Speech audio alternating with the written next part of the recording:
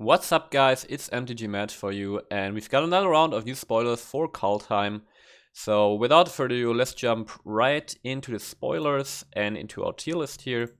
And we start off with Snakeskin Veil. It's an instant in green for 1 green mana, and you may put a 1/1 counter on target creature you control, and it gains hexproof until end of turn. So this is basically a strictly better Ranger's Guile, I think it's called, which is in standard right now, which has the same effect, except it gives your creature +1/+1 until end of turn, except instead of a 1/1 counter. So this is strictly better, and Ranger's Guile actually saw some minor play in the standard meta since Zendikar Rising. In some mono green decks, you know, it can just occasionally be like a counter spell to remove a spell because you make your creature hexproof. This is strictly better, and because of that, and because Ranger's Guile already saw some play, when we go to our tier list, I'm going to put this into the tier 4 category. I expect this to see some rare play. Next up, we got a Null. Let me go up here. It's an instant in blue for 1 blue mana, and you can counter target artifact or enchantment spell. Now this card has a very strong effect, right, for just 1 blue mana, counter any artifact or enchantment spell. And as we know from the current meta, there are Great Henges running around, and there are Embercleaves running around. So actually, artifacts are relevant in the current meta. So I expect this to be a sideboard card. Also, if the meta were to shift in a way that you have more artifact or enchantment heavy decks, this is always a go-to card for sideboarding. And because of that, I am also going to put this in the tier 4 category. I expect this to see some minor play in best of threes in the sideboard. Next up, we got Haggai Mob. It's 5 mana 5 for Troll Berserker in red. With Boast, 1 on the green, Haggai Mob deals 1 damage to any target. So as a reminder, you can activate Boast only once per turn, only when the creature attacked this turn. So this might be okay in draft. In constructed, obviously, this is going to see absolutely zero play. Moving on, we've got the Guardian Glade Walker, which is another Shapeshifter Chainlink, 2 mana 1/1. And when enters the battlefield, put a 1/1 counter on target creature. So this will obviously see zero play in constructed. Even for draft, I don't think this is very viable. But I just want to note something here about Changeling in general. We know that there are more Changelings to come, and I really hope that there are more good Changelings to come. Just because from Zendikar Rising, we've got the party mechanic, which is, just simply put, is absolute garbage. Nobody plays it because it's so bad. But I'm definitely going to retry to build a good party deck with Shapeshifters, right? Because the problem party decks have is, first you have this big requirement, you basically need to have 4 creatures on the board, which is already a big requirement. But then they also all need to have different creature types, right? So you're kind of forced to put in bad creatures just to get full party effects. Well, with all these Shapeshifters, and if there are nice Shapeshifters in Kaldheim, I expect that it's going to be much easier to at least build a decent party deck. And I think just party is just a very flavorful mechanic, and the payoffs you get from party cards are actually quite strong, right? So for example, you have the Squad Commander for 4 mana, which at beginning of combat gives all your creatures, I think, you know, +1/+1 indestructible or something like that, but only if you have a full party, which is very strong. And with Shapeshifters, it might be easier to accomplish that goal. But that's just, you know, on a side note, coming back to this card, this is going to see zero play in constructed. Next up, we got Lijara Kin Seekers, another Shapeshifter. So we got a bunch of Shapeshifters yesterday. It's 4 mana 2/4, and when it enters the battlefield, if you control 3 or more creatures that share a creature type, put a 1/1 counter on Lijara Kin Seekers, then scry 1. Seems fine value in draft, in constructed. this is going to see 0 play, but as I said, I'm really hoping to see more playable shapeshifters. So let's put this in a 0 play category. Next we've got Scamfar Shadow Sage, an actual black elf cleric. For 4 mana, it's a 2/5. And when enters the battlefield, choose one. Each opponent loses X life, where X is the most creatures you control that have a creature type in common. Or you gain X life, where X is the most creatures you control that have a creature type in common. This card reminds me of Gary, right? The Black Devotion guy, which makes you lose your, which makes your opponent lose life equal to your devotion to black, and you gain that much life. This is not exactly the same because you can only choose between gaining life or your opponent losing life, so it's not as powerful in that way. And it works differently because this doesn't work with devotion, instead it works with the highest number of a shared creature type you have on the battlefield, right? I think this card might see some play because it's an elf and it's a cleric, so elves want to go wide. So this might just be, you know, if you have like 2 or 3 of these in a deck, on turn 4 this might just be play another elf, which, you know, benefits from other elf synergies, and then this enters the battlefield, and realistically I would say on turn 4 this drains your opponent for 4 life, or even if you had a really good start for 5 life. And or if you need life, you can just gain life. And then if you play this in clerics, this can also gain you life, which in clerics, gaining life is often the same. It often means that your opponent loses the same amount of life, right? Because we have these tools right now in standard for clerics. So I actually think this card might see some play in, you know, some kind of tier 3 decks. Because Cleric Tribal is already tier 3 right now. I could see this fit in there. Realistically, this might be just only tier 4, but I think this might be a playable card at tier 3. Let's have another Shapeshifter. This time it's an artifact creature Shapeshifter, so it's colorless, a 3 mana 2/2. And when it enters the battlefield, you choose a creature type. And whenever another creature of the chosen type enters the battlefield under your control, put a 1/1 counter on Bloodline Pretender. So you can put this into, you know, any tribal deck, and then it just grows. But it's just a lot at 3 mana. Even though it's colorless, it can really go into any tribal deck. But I don't expect this to see play actually at all. It's just too much for the mana cost. Or it's just too little for what it does at the mana cost. So I'd say this is going to see 0 playing constructed. Yeah. I don't think this is going to see play. Next up, this is actually quite interesting, is Kaya's Onslaught. First off, really cool art. Kaya slaughtering Vorinklex here. It's a 3 mana instant in white, and target creature gets +1/+1 and double strike on end of turn, and you can foretell it. So giving a creature +1/+1 as double strike at 3 mana is just, in a vacuum, I think a fine rate, because double strike is obviously a very powerful effect. It has this added benefit of foretelling, so you can just pay 2, right? And then later on the round you just pay 1. Which makes it, you know, which is just a strict upside. The problem or the challenge that I see for this card is that, you know, it's 3 mana, and in white we currently have a mono white life gain deck. At 3 mana you want to play your Heliod, you want to play maybe your Skyclave Apparition, you want to play your Maul of the Skyclaves, right? Mono white currently is very heavy on the 3-drop slot, and it actually has basically 0 combat tricks apart from, you know, your Outside of Life's Bounty and your Doggo that you can sacrifice to make something indestructible. But those are creatures, right? Those are not just pure combat tricks. So while I think that this card is fine in a vacuum, I actually expect this card to see 0 playing constructed. So 0 play.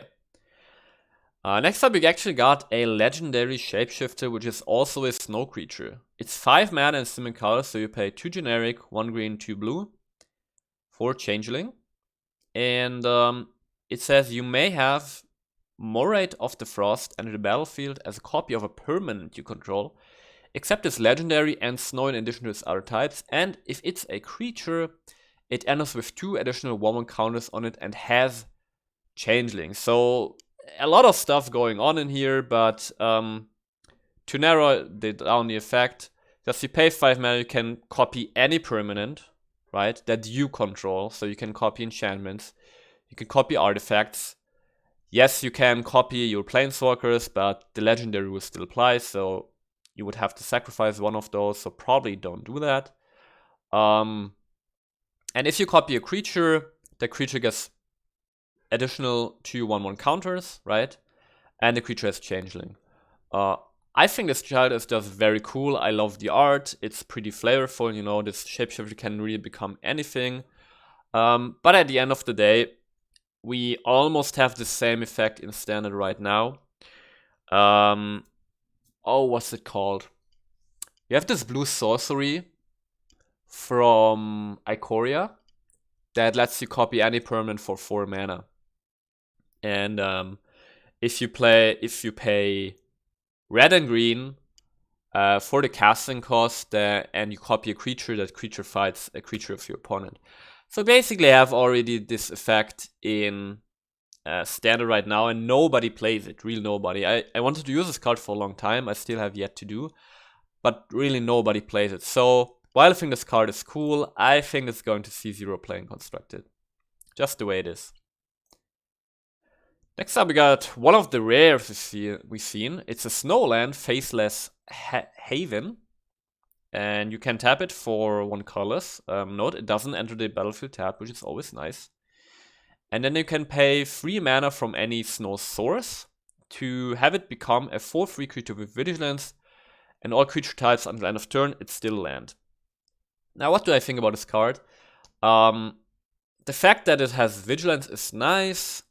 Paying 3 mana is a really good rate for a creature land. And it has all creature types, so if we're going to have like tribal decks that also can simultaneously, you know, put snow in there into their decks,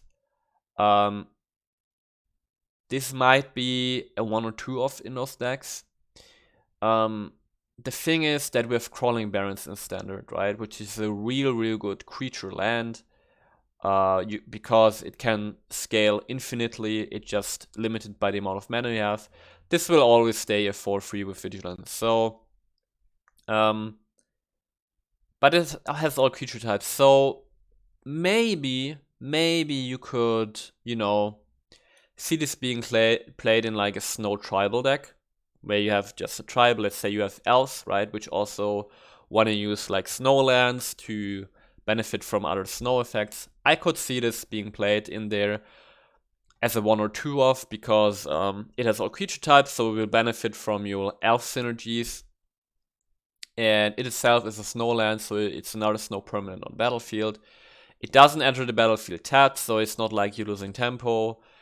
So I could see this being played in some fringe tribal snow decks, right, if those become a thing.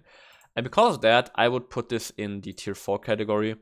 I think in the upper tiers, it just loses in comparison with Crawling Barrens. So that's why I don't think it's going to see a lot of play, but I could see this being played in like as a 1 of 2 of in snow tribal decks.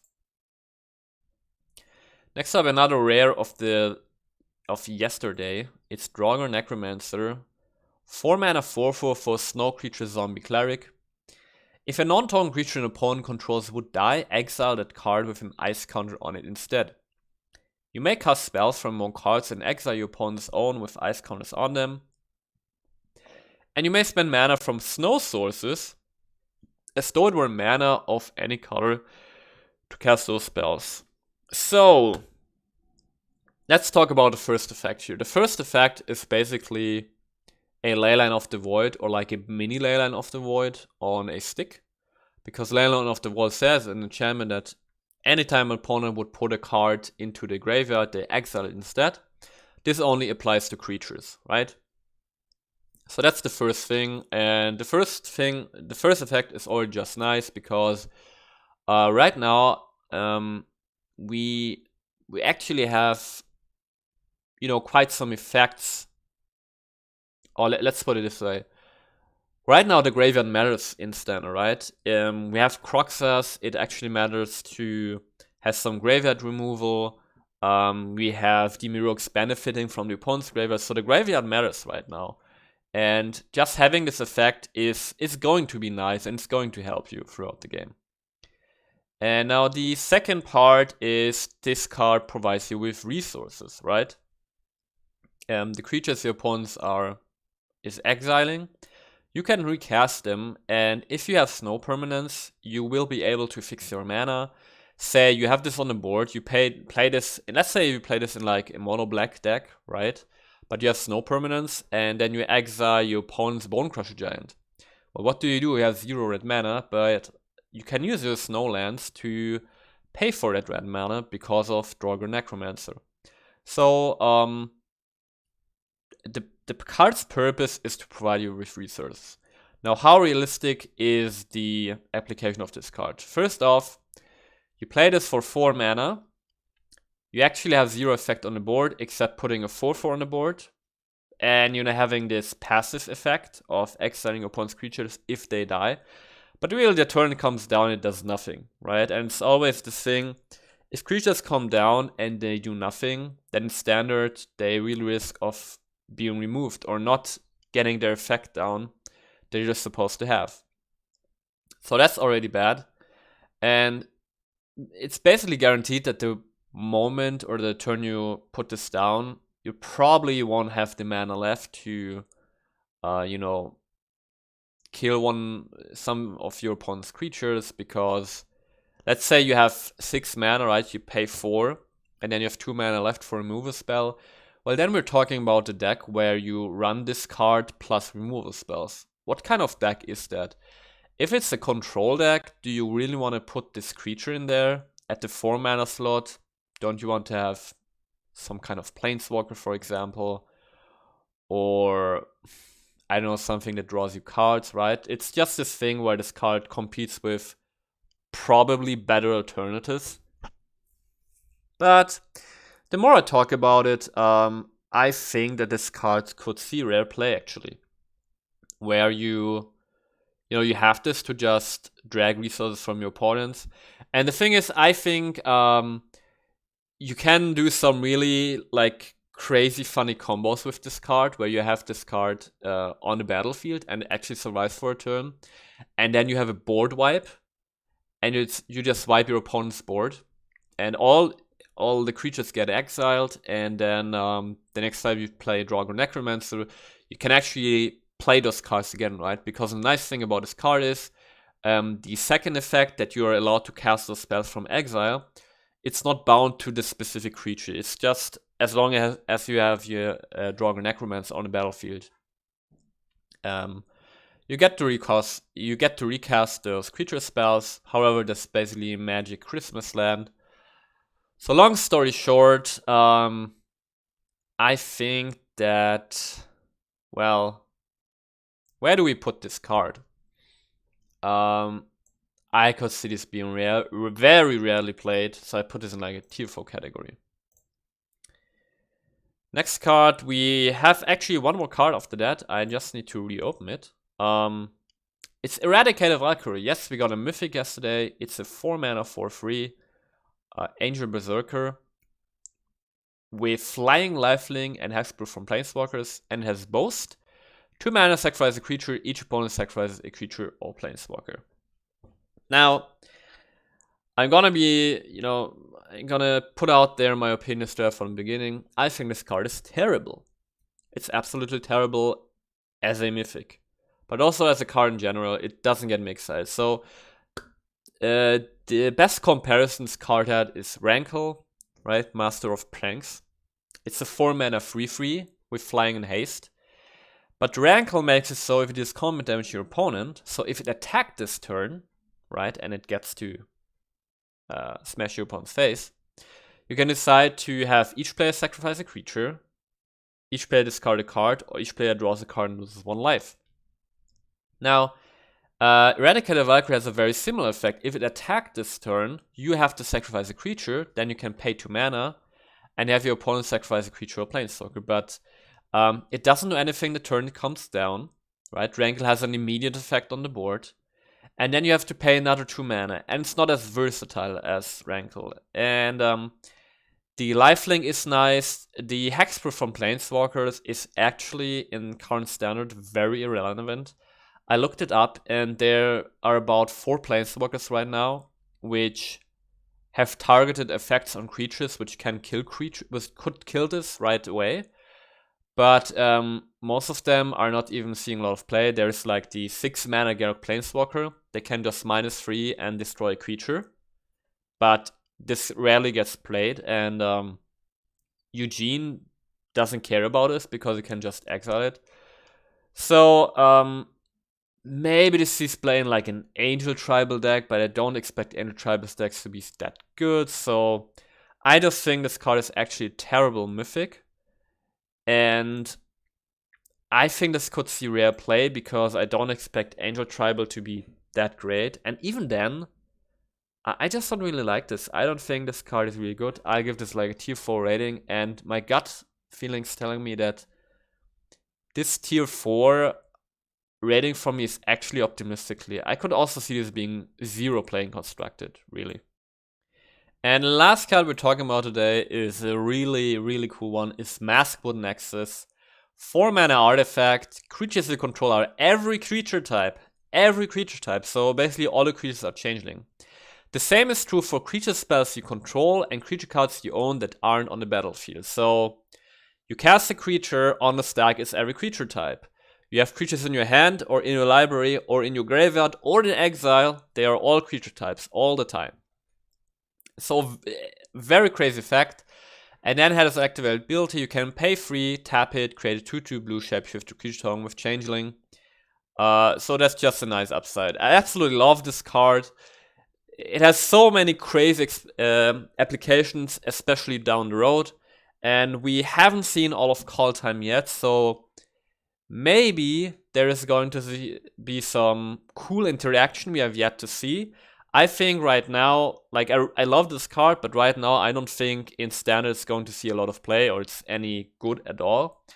Actually, the paying 3 mana to create a 2/2 every turn is cool, but it doesn't justify just run this card for this effect. If you want to run this card, you really need, like the first effect of the card really needs to pay for itself, because 4 mana is a lot, and this artifact doesn't do anything the turn it comes down. Like the one thing that comes to my mind when I think about this card just spontaneously is we have seen this new card Quakebringer, which is this giant where if it's on the battlefield or if it's in your graveyard and you control a giant, it deals 2 damage to your opponent every upkeep. But if you have Maskwood Nexus and like a Castle Ardenvale, right, the human tokens, the 1/1s you produce with Castle Ardenvale, they are also giants. So if you have, you know, your Quakebringer in the graveyard and a Castle Ardenvale in like a, I don't know, Burrows giant control deck or something, you can always get your 1/1 out and always make sure to hit your opponent for 2 every upkeep. But that's just like one idea that comes to my mind. I'm sure you can do more stuff with this. But realistically, I think in standard, this is going to see, at best, rare play. But I have high hopes for this card. I can see this being played in some weird deck, because the effect is very, very unique, right? Especially that creatures are every creature type. It's not like you choose one creature type and then your creatures have just this one creature type. No, it's everything. And it's true for wherever they are, which is also very, very unique in that way. So that's why I'm putting this in the tier 4 category. And that's all the cards, all the new spoilers from January 10th. I hope you guys enjoyed the update, and I see you guys tomorrow with the spoilers from today, from January 11th.